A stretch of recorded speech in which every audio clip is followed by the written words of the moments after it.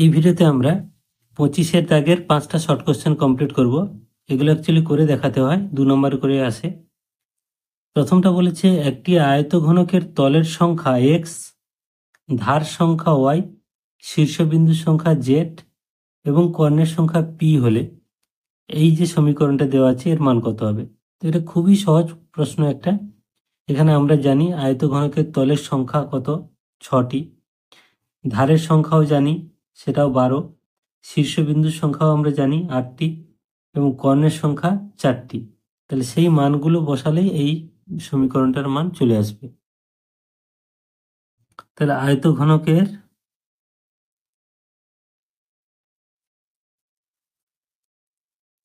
তল, সেটা আমরা এখানে যেটা এক্স দেওয়া আছে সেটা আমরা কটা হয় জানি, 6টি। তারপর আছে ধার সংখ্যা বা ধার, সেটাকে দিয়েছে ওয়াই। এই ধার সংখ্যা সমান আমরা জানি 12টি। তারপরে আছে শীর্ষবিন্দু,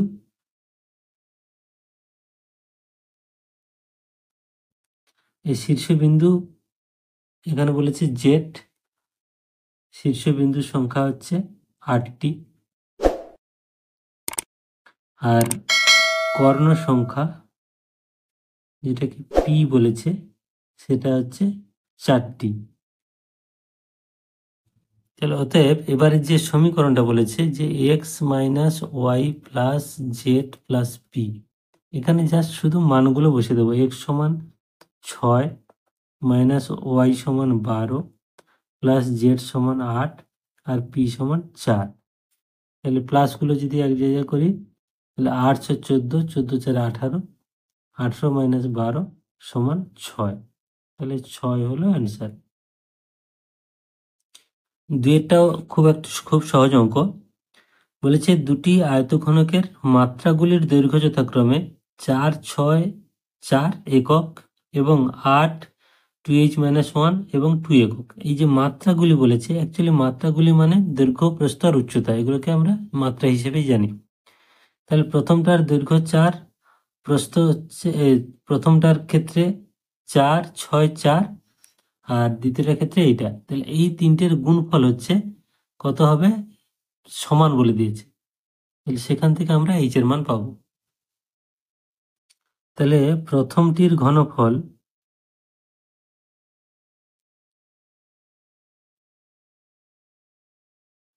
সমান 4 গুণ 6 গুণ 4 এত ঘন একক। তো অ্যাকচুয়ালি দৈর্ঘ্য ইন্টু প্রস্থ ইন্টু উচ্চতা, তো যেটা বড় সেটাকে আমরা দৈর্ঘ্য ধরবো। ওটা অ্যাকচুয়ালি এ বি সি হয়, যেটা আগে সেটা পরে, এইভাবে বসেছে। তাহলে এত ঘন একক, তাহলে সমান এটা গুণ করলে 4 4 16, 16 6 96, 96 ঘন একক। আর দ্বিতীয়টির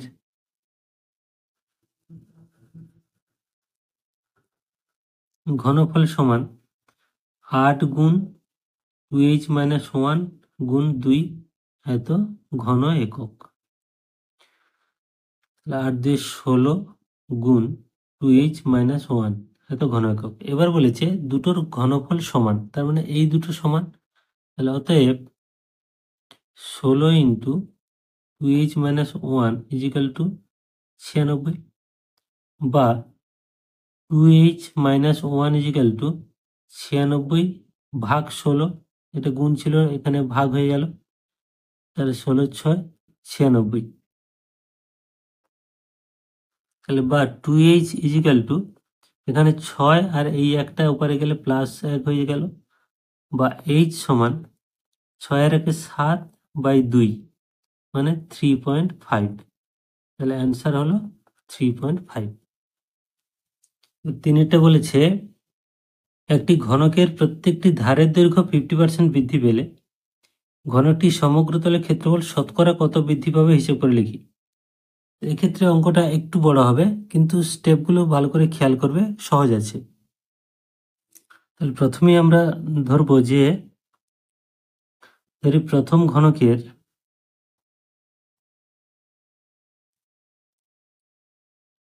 প্রতিটি ধারের দৈর্ঘ্য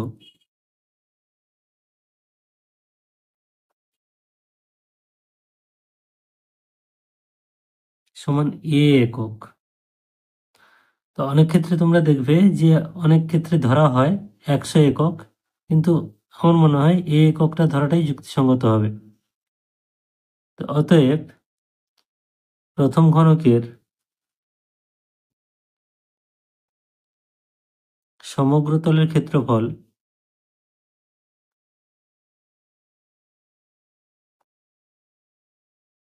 সমান আমরা জানি 6a² এত বর্গ একক। এবার এই যে একটি ধারের দৈর্ঘ্য এ একক ছিল সেটার 50% বৃদ্ধি পেয়েছে, তাহলে ধারের দৈর্ঘ্য বৃদ্ধি পায়, ছিল এ, তার 50% বৃদ্ধি পেয়েছে মানে 50/100, তাহলে 1/2 মানে a/2 একক এটা হলো বৃদ্ধি পেল। ছিল কত? এ, বৃদ্ধি পেল এইটা, তাহলে নতুন একটি ধারের দৈর্ঘ্য কত হলো? তাহলে অতএব নতুন দৈর্ঘ্য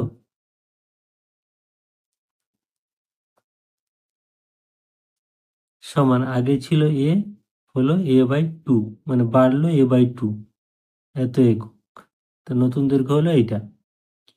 তাহলে এটাকে আমরা লসাগু করলে 2, তাহলে 2a প্লাস এ মানে 3a/2 একক, এটা হলো নতুন দৈর্ঘ্য। তাহলে এইটা যদি নতুন দৈর্ঘ্য হয় তাহলে নতুন সমগ্র তলের ক্ষেত্রফল কি হয়েছে না, অতএব নতুন ঘনকের সমগ্র তলের ক্ষেত্রফল সমান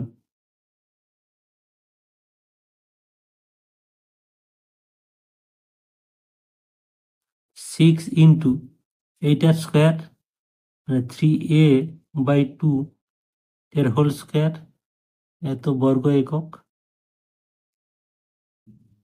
তাহলে সমান 6 ইন্টু, তাহলে এটা বর্গটা মানে ব্র্যাকেটটা তুলে দিলে 3 স্কোয়ার হচ্ছে 9, 9a² আর নিচে হচ্ছে 2 স্কোয়ার 4, কাটাকাটি করলে 2 2 4, 2 3 6, তাহলে 3 9 27 a²/2 বর্গ একক। তাহলে অ্যাকচুয়ালি এইটা হলো সমগ্র তলের ক্ষেত্রফল নতুন ঘনকের, আর আগে ছিল 6a², তাহলে কত কত বৃদ্ধি পেল? তাহলে অতএব ক্ষেত্রফল বৃদ্ধি পেল, ক্ষেত্রফল মানে সমগ্র তলের ক্ষেত্রফল বৃদ্ধি পেল, আগে এখন হলো 27a²/2 আর আগে ছিল 6a², তাহলে এই a² আমরা কমন নিতে পারি, তাহলে থাকছে 27/2 মাইনাস 6 সমান, এটাকে লসাগু করলে তাহলে 2 হচ্ছে, আর 27 মাইনাস 6, 6 দিয়ে 12, তাহলে সমান a² গুণ 27 মাইনাস 12 মানে 15/2 এত বর্গ একক। তাহলে এই যে এই পরিমাণ ক্ষেত্রফল বৃদ্ধি পেল, কত ছিল আগে না 6a², তাহলে 6a² বৃদ্ধি পেয়েছে এইটা 100-তে কত, তাহলে এটা আমরা ঐকিক নিয়মে করব।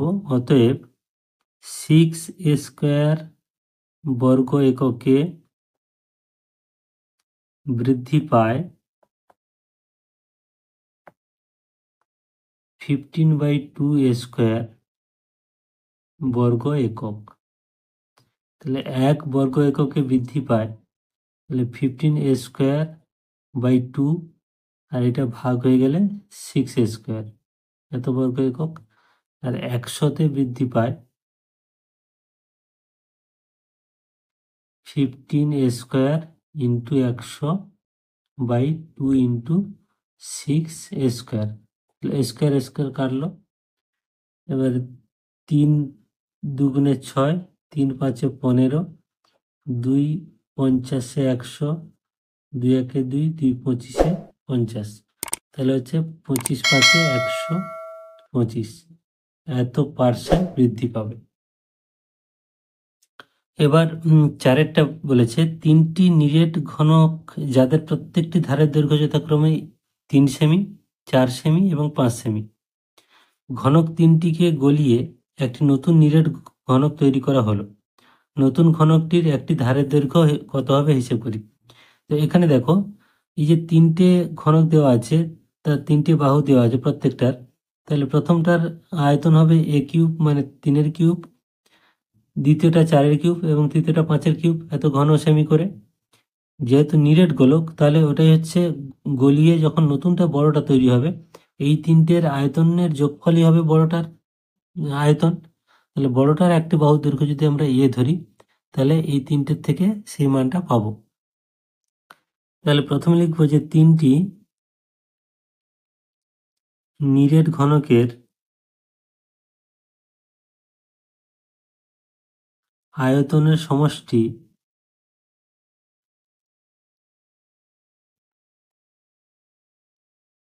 সমান 3-এর কিউব প্লাস 4-এর কিউব প্লাস 5-এর কিউব ঘন সেমি।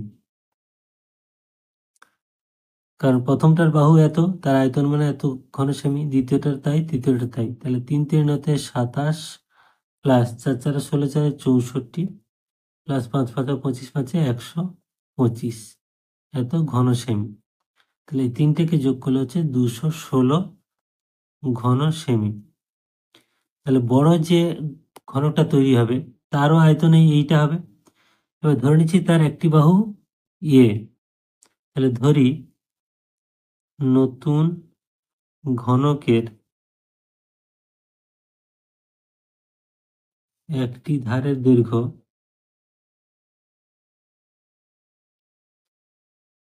সেমি। তাহলে অতএব আয়তন কি হবে না, আয়তন সমান a কিউব ঘন সেমি। এই যে a কিউব ঘন সেমি মানে এইটা, তাহলে শর্তানুসারে বা অতএব দিয়ে লিখতে পারো a কিউব ইজিক্যাল টু 216, বা a কিউব ইজিক্যাল টু 216 মানে 6-এর কিউব, অতএব a ইজিক্যাল টু 6 সেমি। তাহলে ঘনকের নতুন যে ঘনকটা হলো তার একটি ধারের দৈর্ঘ্য হচ্ছে 6 সেমি।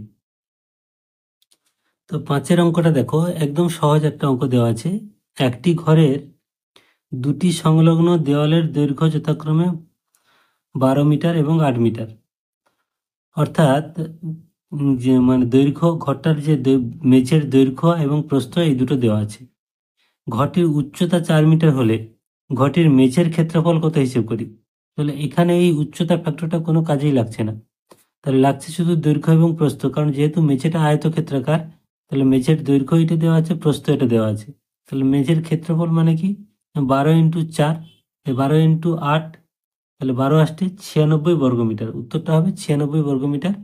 এখানে 12 × 8 সমান 96 বর্গ মিটার। তো এটা আর খাতায় করে দেখাচ্ছি না, খুব সহজ একটা অঙ্ক দেওয়া ছিল। তাহলে এই অঙ্কটা দিয়ে আমাদের ভিডিওটা শেষ করছি। সবাই ভালো থাকবে, থ্যাংক ইউ।